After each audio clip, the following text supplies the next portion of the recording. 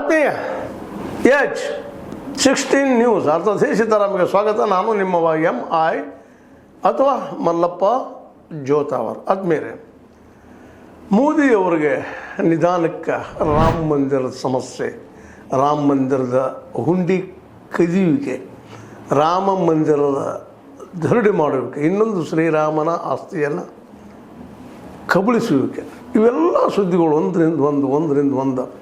ಅದರಲ್ಲೂ ಮುಖ್ಯವಾಗಿ ಚಂಪತ್ ರಾಯ್ ಬನ್ಸಾಲರ ಮೇಲೆ ಬರ್ತಾ ಇರೋದು ನುಂಗಲಾರು ಬಿಸಿತು ಫಸ್ಟ್ ಅಲ್ಲ, ತಮ್ಮ ಅಧಿಕಾರ ಹೋಗ್ತದೋ ಏನೋ ಅನ್ನೋಂಥ ಗಾಬರಿ ಅವರಿಗೆ ಶುರುವಾಗಿಬಿಟ್ಟದ.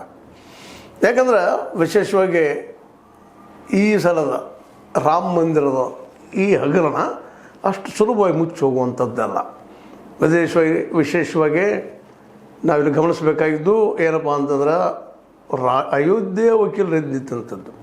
ಇಡೀ ದೇಶದ ಇವತ್ತಿನ ಮೀಡಿಯಾ ಸಹಿತ ನಿಧಾನಕ್ಕೆ ಮೋದಿಯವರ ವಿರೋಧವಾಗಿ ಪರಿವರ್ತನೆ ಆಗುವುದು.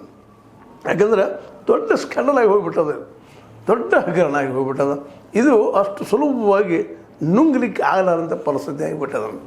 ಅದರಲ್ಲೂ ಚುನಾವಣೆ 6 ತಿಂಗಳಲ್ಲಿ, ಅದು ಉತ್ತರ ಪ್ರದೇಶ ಒಂದು ವೇಳೆ ಕಳ್ಕೊಂಡ್ರೆ BJP RSS ಮರಳಿ ರಿಗೇನ್ ಮಾಡೋದು it is very very very difficult task. ಇದರಲ್ಲಿ 2 ಮಾತಿಲ್ಲ.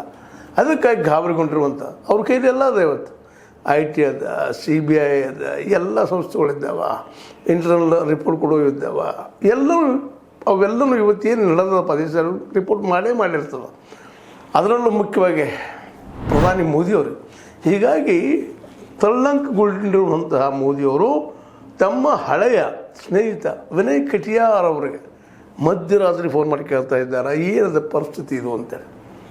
ಅವರು ಓಪನ್ ಆಗಿ ಹೇಳ್ಕೊಂಡಿದ್ದಾರೆ. ಯಾಕೆ ವಿನಯ್ ಕಟಿಯಾರ್ ಅವರು ತಮ್ಮ ಇಂಟರ್ವ್ಯೂದಲ್ಲಿ ಅವರು ಮೂಲತಃ ಇದರ ಬಗ್ಗೆ ಸಾಕಷ್ಟು, ಅದರಲ್ಲೂ ರಾಮ ಮಂದಿರದ ಹೋರಾಟದಲ್ಲಿ ಮುಂಚೂಣಿಯಲ್ಲಿದ್ದಂಥವ್ರು.